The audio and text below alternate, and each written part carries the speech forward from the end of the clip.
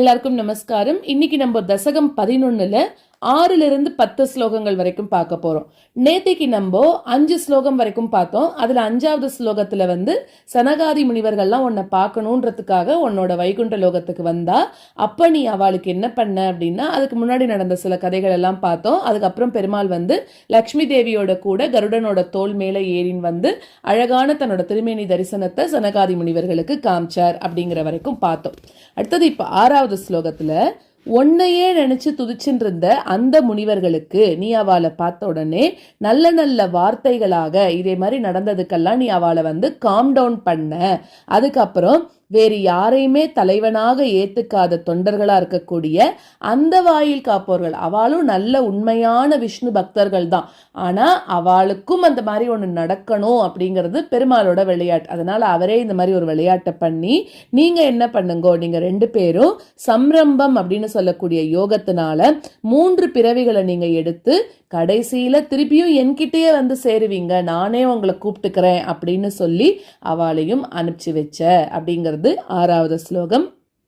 7வது ஸ்லோகம் அதுக்கப்புறம் உன்னோட 2 தொண்டர்கள், அதாவது அந்த ஜெயன் விஜயன் இருக்கா இல்லையா, அவ 2 பேரும் கஷ்யபருக்கும் திதிக்கும் என்ன பண்ணா, அசுர குழந்தைகளாக பிறந்தா அப்படின்றா. இதுக்குள்ள ஒரு கதை இருக்கும். திதி அதிதி 2 பேர் இருப்பா. திதிக்கு பிறந்தவா எல்லாரும் அசுர குழந்தைகள், அதிதிக்கு பிறந்தவா எல்லாரும் ரிஷிகளா பிறப்பா. அது வேற கதை, ஜஸ்ட் வெறும சொல்றேன். ஸோ அந்த மாதிரி கஷ்யபருக்கும் திதிக்கும் அசுரர்களாக பிறந்தா. தேவர்களுக்கெல்லாம் பகைவராகவும் ஆனா நல்ல வீரராகவும் இவாள்லாம் இருந்தாலாம். இவா சாயங்கால வேளையில பிறந்ததுனால ரொம்ப கெடுதலையே பண்ணிட்டே இருந்தாலாம் எல்லாருக்கும். இந்த உலகத்துல இருக்கிறவா எல்லாருக்கும் யமனை காட்டிலும் கூட, யமன் எவ்வளவு தொல்லை பண்ணுவானோ அந்த மாதிரி வேறு 2 யமன்கள் மாதிரி எல்லாரையும் கொலை பண்றது, எல்லாரையும் வதம் பண்றது, இதே போல செயல்களையே இந்த 2 அசுர குழந்தைகளும் பண்ணிட்டு இருந்ததுதான். இது 7வது ஸ்லோகம். அடுத்தது 8வது ஸ்லோகத்துல அதுல ஒருத்தர் தான் ஹிரண்யகசிபு அப்படின்னும் இன்னொருத்தன் ஹிரண்யாக்ஷன் அப்படின்னும் பேரோட பிறந்திருக்கா. அவ என்ன பண்றான்னா, அவளோட அசுரத்தன்மையினால அவளுக்கு இருக்கக்கூடிய அறிவெல்லாம் போயிடுத்து.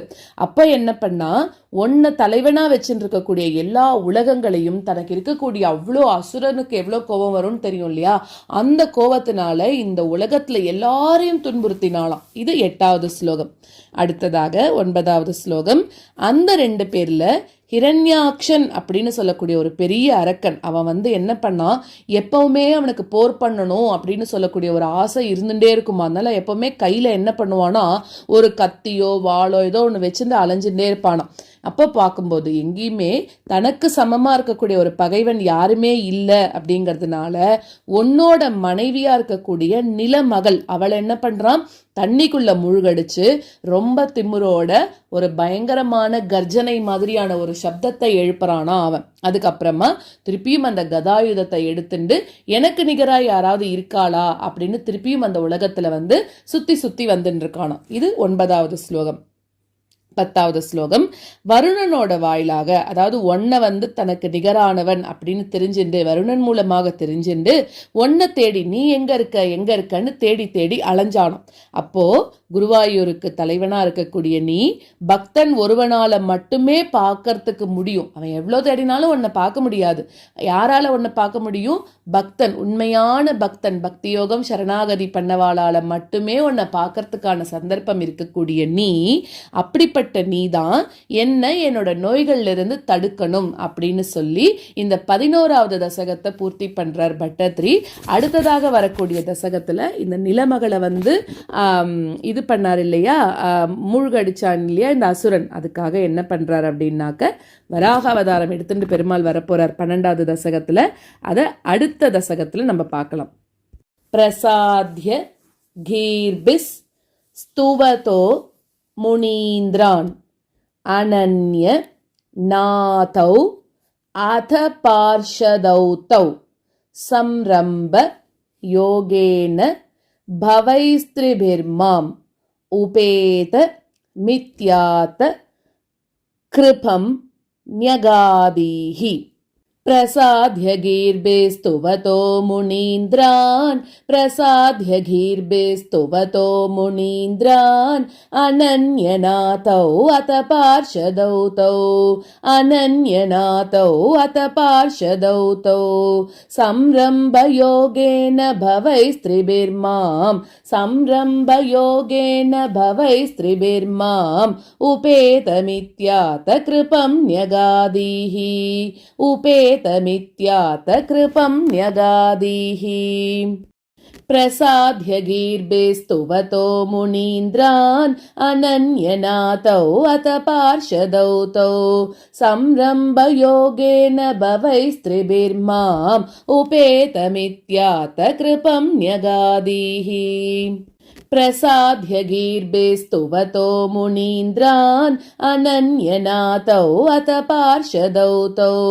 संरम्भयोगेन भवैस्त्रिभिर्माम् उपेतमित्यात कृपं न्यगादीः त्वदीय भृत्या वथ कश्यपातौ सुरारि वीरा उदितौ दितौ द्वौ सन्ध्या समुत्पाद नखश्च चेष्टौ यमौ च लोकस्य यमा विवाण्यौ त्वदीयभृत्या वथ कश्यपातौ त्वदीयभृत्या वथ कश्यपातौ सुरारिवीरा उदितौ दितौ द्वौ सुरारिवीरा उदितौ दितौ द्वौ सन्ध्या समुत्पादनकष्टचेष्टौ सन्ध्या समुत्पादनकष्टचेष्टौ यमौ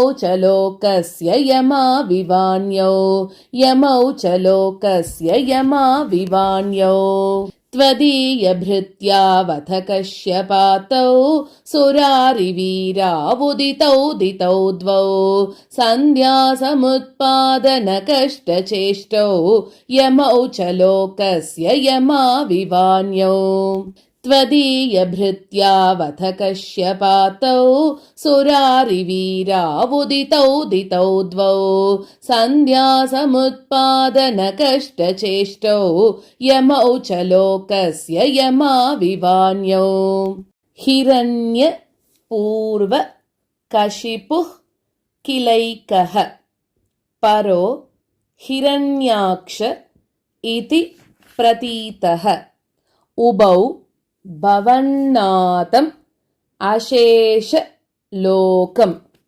रुषाण्यरुन्धां निजवासनान्दौ हिरण्यपूर्वः कशिपुः किलैकः हिरण्यपूर्वः कशिपुः किलैकः परो हिरण्याक्ष इति प्रतीतः परो हिरण्याक्ष इति प्रतीतः उभौ भवन्नाथमशेषलोकम् उभौ भवन्नाथमशेषलोकम् रुषाण्यरुन्धां निजवासनान्दौ रुषाण्यरुन्धां निजवासनान्दौ हिरण्यपूर्वः कशिपुः किलैकः परो हिरण्याक्ष इति प्रतीतः उभौ भवन्नाथमशेषलोकम् रुषाण्यरुन्धां निजवासनान्दौ हिरण्यपूर्वः कशिपुः किलैकः परो हिरण्याक्ष इति प्रतीतः उभौ भवन्नाथमशेषलोकम् रुषाण्यरुन्धां निजवासनान्दौ तयोर् हिरण्याक्ष महा सुरेन्द्रो रणाय धावन् अनवाप्त वैरी भवत्प्रियां क्ष्मां सलिले निमज्य चचार गर्वाद् विनदन् गदावान् तयोर्हिरण्याक्षमहासुरेन्द्रो तयोर्हिरण्याक्षमहासुरेन्द्रो रणाय धावन्ननवाप्तवैरी रणाय धावन्ननवाप्तवैरी भवत्प्रियां क्ष्मां सलिले निमज्य भवत्प्रियां क्ष्मां सलिले निमज्य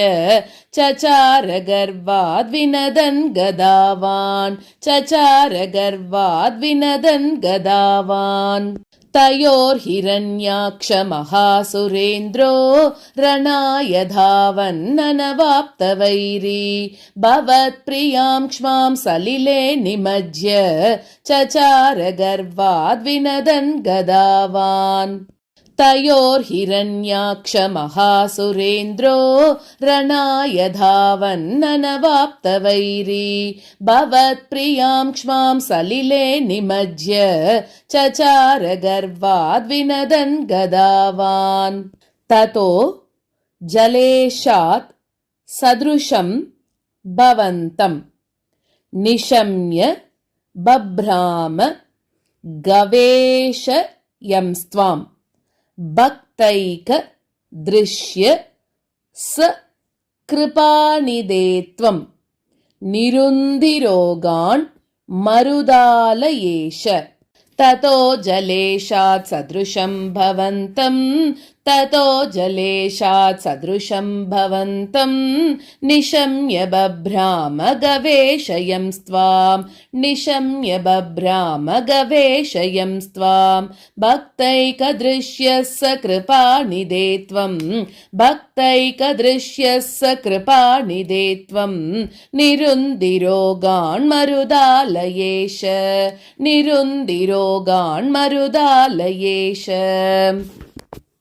ततो जलेशात् सदृशं भवन्तं निशम्य बभ्राम गवेशयंस्त्वां भक्तैकदृश्यः स कृपानिधे त्वं निरुन्धिरोगान् मरुदालयेश ततो जलेशात् सदृशं भवन्तं निशम्य बभ्राम गवेशयंस्त्वां भक्तैकदृश्यः स कृपानिधे त्वं निरुन्धिरोगान् मरुदालयेश नारायण अखिल गुरो भगवन्नमस्ते सर्वत्र गोविन्दनाम संकीर्तनं गोविन्द गोविन्द।